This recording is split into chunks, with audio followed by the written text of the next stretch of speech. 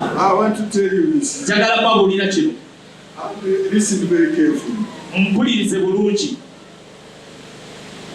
I'm going to be very brief.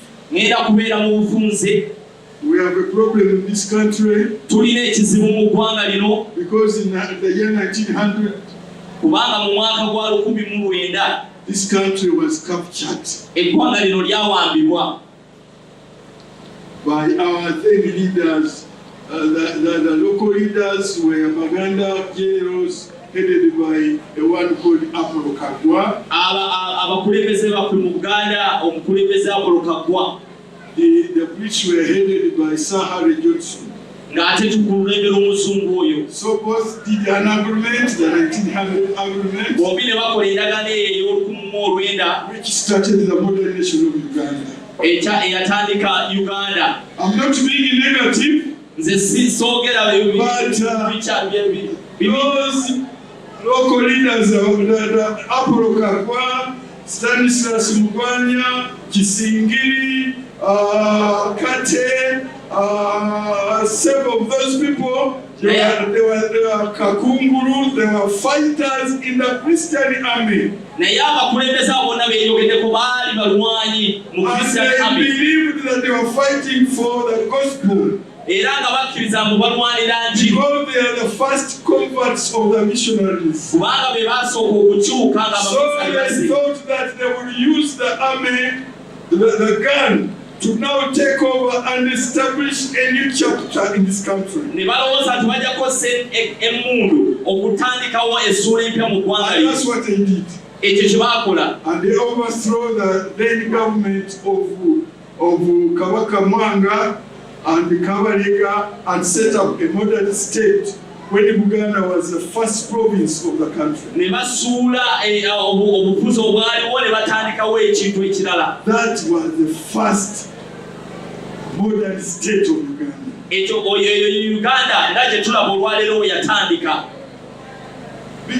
I want to know this. You think talking about Kabaka that Kabaka is a demigod or what? But I want to tell you, this is history, this is fact. Kabaka means a kingdom without another, a culture without anything above it, anything else above it. Kabaka is the ruler of that country. That ended in 1900. A new thing was set up called the Uganda Protectorate. The kingdom, the province of Uganda was just one province. And that was the beginning. The first one in the country. And that agreement was the core of that control. And they put in that they still carry the name Kabaka, but it was not Kabaka. You cannot be a Kabaka as a province of another country.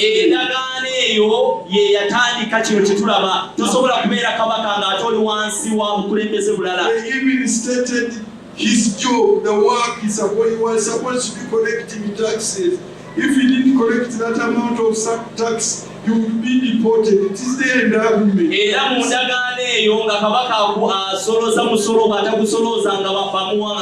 It is written that the British government will withdraw recognition if he doesn't collect that amount of tax.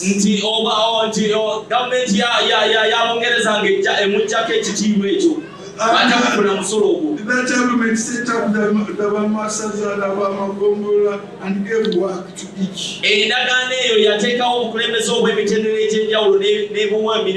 Then they said Uganda, from their estimate, that then Uganda, which was only Uganda at that time, area was 16,400 square miles.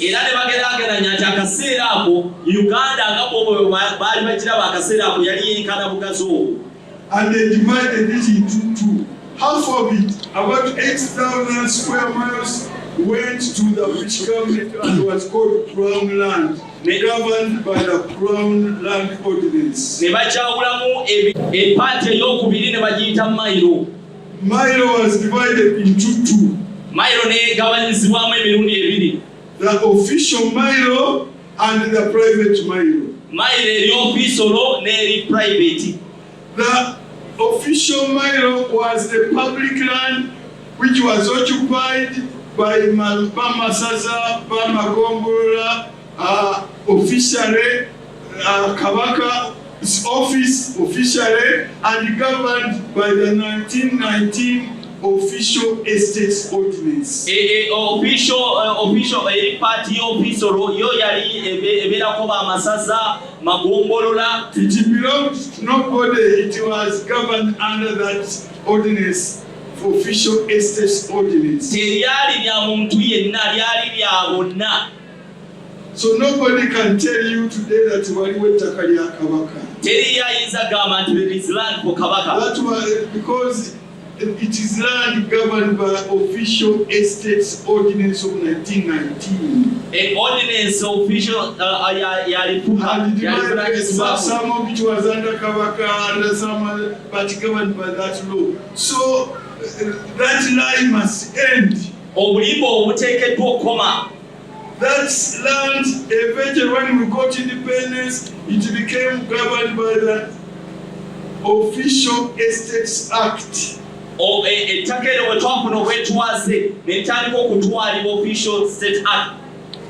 1967, that land was transferred to Uganda Land Commission.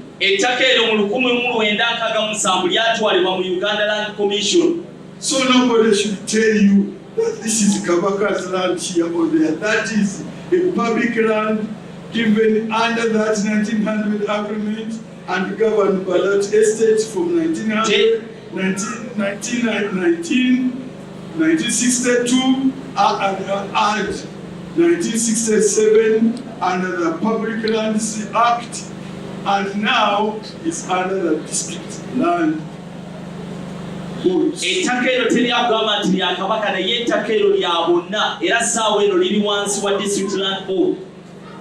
That's why I always then another part is a Crown Land. Crown Lands Ordinance. Crown Land Ordinance. It is public land. At independence, it became public land, transferred from being Crown land to freehold land, and transferred to district land boards and federal land boards or kingdom boards.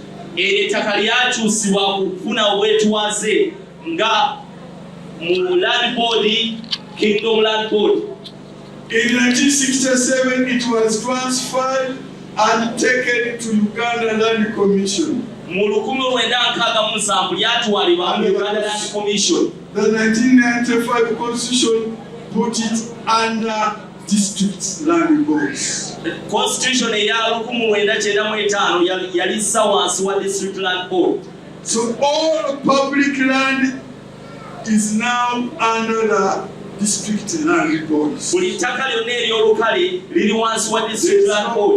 no Kabaka land, there is no Mengo, Uganda Land Board Limited land. It is all public land. That's a lie which must be exposed.